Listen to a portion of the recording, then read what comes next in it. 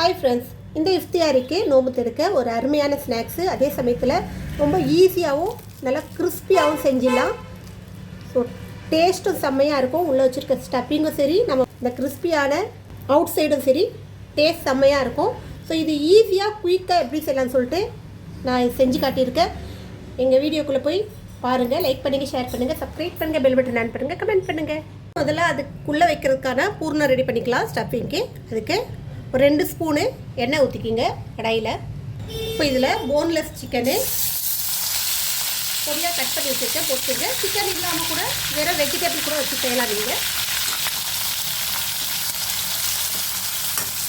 1 spoon இஞ்சி பூண்டு விழுது, 1/2 ஸ்பூன் மஞ்சள்தூள், 1 ஸ்பூன் மிளகாத்தூள், தனி மிளகாய் தான், 1/2 ஸ்பூன் ஜீரகப்பொடி, 1/4 ஸ்பூன் பெருஞ்சீரகப்பொடி, 1/4 spoon black pepper, 1/4 spoon garam masala.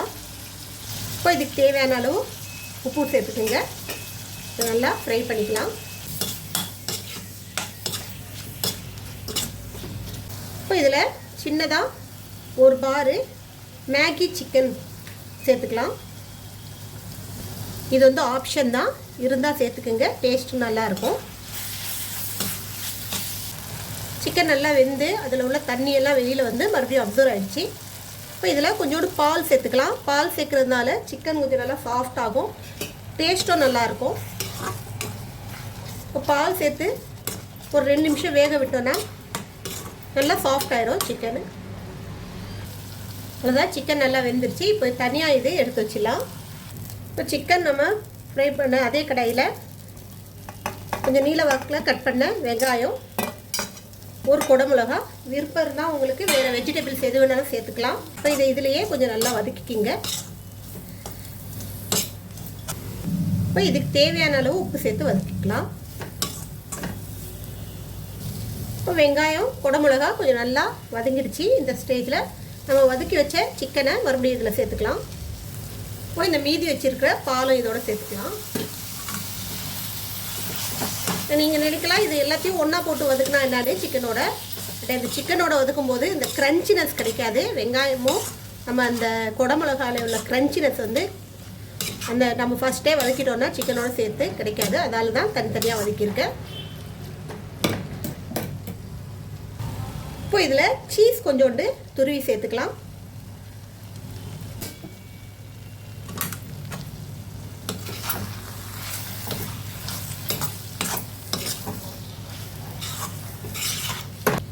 அவ்வளோதான், நல்ல சூப்பரான ஸ்டஃபிங் ரெடி ஆயிடுச்சு. இதை நம்ம ஆற வச்சிடலாம். இதை ஆறுறதுக்குள்ளே நம்ம அடுத்த ப்ராசஸ் பண்ணிடலாம். இப்போது ஒரு மிக்ஸி ஜார் எடுத்துக்கோங்க. அதில் 2 கப் மைதா இந்த கப்பால் எடுத்துருக்கேன். 1 கப்பு கோதுமை மாவு எடுத்துக்கோங்க. இதோட 2 முட்டை சேர்த்துக்கலாம்.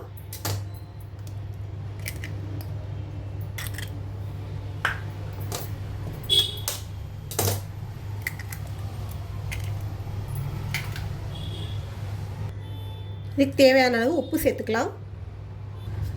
இப்போ இதுக்கு தண்ணி ஊற்றி நல்லா ஒரு தண்ணியாக ஒரு லிக்விடாக அரைச்சிட்டு வந்துடணும். இதை இப்போ இதை இந்த மாதிரி வடிகட்டிக்கிங்க. கொஞ்சம் கூட லம்ஸ் எல்லாம் இருக்கக்கூடாது. இந்த அளவு தண்ணியாக இருக்கணும், நல்லா லிக்விடாக இருக்கணும். பாருங்கள் எந்த அளவுக்கு லிக்விடாக இருக்குது, இந்த அளவுக்கு லிக்விடாக இருக்கணும்.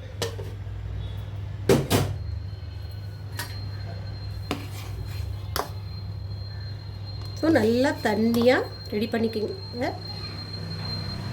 இப்போ மாவு இப்போ எந்த அளவுக்கு லிக்விடாக இருக்குது பாருங்கள். இந்த கரண்டியில் நிற்கவே கூடாது, அந்த அளவுக்கு லிக்விடாக இருக்கணும். இப்போ அடுப்பில் தோசைக்கல்லை வச்சுட்டு லைட்டாக எண்ணெயை தேய்ச்சி விட்ருங்க. இப்போது நம்ம இதை ரெடி பண்ணி வச்சுருக்கிற இந்த மாவை தோசைக்கல்லை ஊற்றி நல்லா தண்ணியாக ஊற்றுங்க.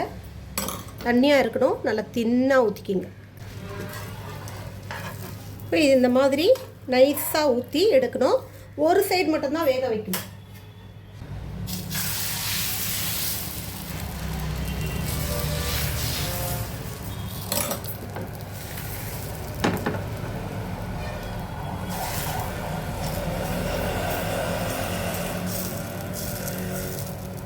எண்ணெய் எதுவும் ஊற்ற தேவையில்லை. திருப்பி போடக்கூடாது, ஒரு சைடு மட்டும் வேக வச்சு எடுத்துக்கணும். இப்போ நம்ம ரெடி பண்ணி வச்சுருக்க தோசையை ஃபஸ்ட்டு ஒன்று எடுத்துக்கலாம். அதுக்கு மேலே மெல்ட் பண்ணி வச்சுருக்க பட்டர் நல்லா தடவி விட்டுக்குங்க ஃபுல்லாக கம்ப்ளீட்டாக. பட்டருக்கு பதிலாக எண்ணெய் அப்படி இல்லைன்னா நெய் கூட தடவிக்கலாம்.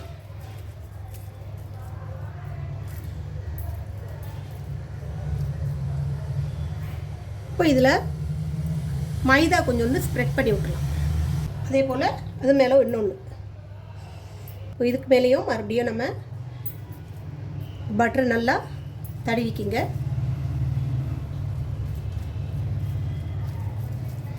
ஈஸியான மெத்தடு, சூப்பராக செஞ்சிடலாம். தோசையும் டக்கு டக்குன்னு வாற்றி எடுத்துடலாம், ரொம்ப நேரம் ஆகாது. இதுக்கு மேலே மைதா மறுபடியும் ஸ்ப்ரெட் பண்ணிட்டு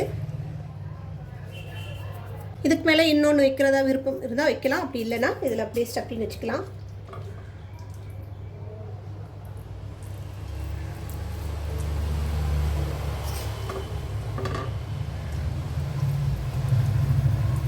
எந்த அளவுக்கு வேணுமோ அந்த அளவுக்கு ஸ்டஃபிங் வச்சுக்கோங்க. இதை அப்படியே ஃபோல்டு பண்ணிக்கிங்க. ஃபோல்டு பண்ணும்போது இதுக்கு மேலே கொஞ்சம் நெய் தடவிக்கிங்க. நெய் பட்டர் எது வேணாலும் தடவிக்கிங்க. அதுக்கு மேலே கொஞ்சோண்டு மைதா ஸ்ப்ரெட் பண்ணிக்கிங்க. இப்படி பண்ணுறதால உங்களுக்கு இது பிரிஞ்சு வராது.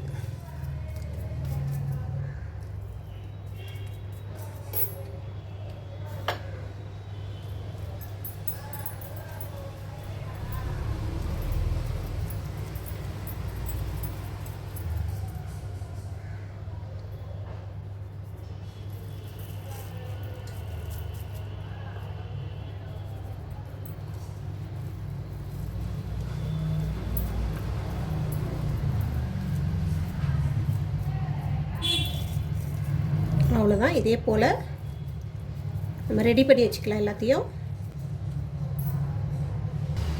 இது பிரியாமல் இருக்க நம்ம கொஞ்சம் பட்டர் இங்கே எக்ஸ்ட்ராவாக தடவி மைதாவை கொஞ்சம் நல்லா ஸ்ப்ரெட் பண்ணி இதை நல்லா ஒட்டி விட்டுலாம். இப்படி செய்யும்போது இது நல்லா பிரியாமல் நல்லாயிருக்கும். அடுப்பை பற்ற வச்சு எண்ணெய் சட்டி வச்சு எண்ணெய் காய வச்சுக்கிங்க. எண்ணெய் நல்லா சூடு வந்ததும் அடுப்பை நல்லா சிம்மில் வச்சுக்கிங்க.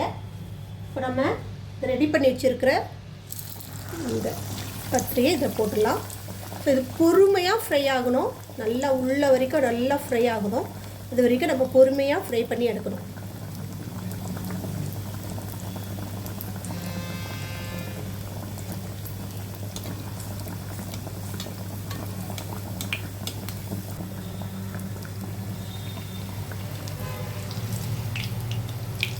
மெதுவாக திருப்பி விடுங்க.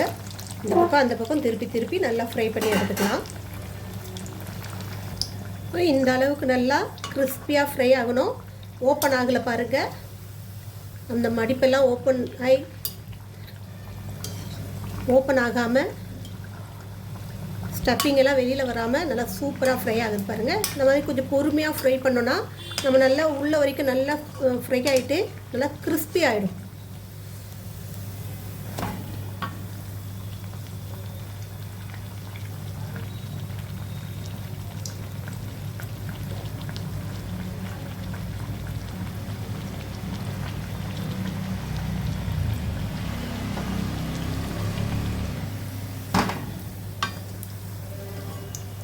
அவ்வளோதான். இதே போல் நம்ம மற்ற எல்லாத்தையும் ஃப்ரை பண்ணி எடுத்துக்கலாம்.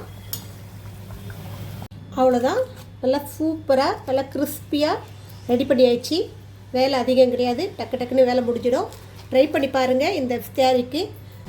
ஸோ அருமையான ஒரு ஸ்நாக்ஸு, ட்ரை பண்ணி பாருங்கள். இன்னொரு ரெசிபியோடு உங்களை சந்திக்க வரை உங்களிடம் விடைபெறுவது உங்கள் நிஷா. எங்கள் சேனல் லாஸ்ட் வரைக்கும் பார்த்தவங்க அனைவருக்கும் மிக்க நன்றி. பாய்.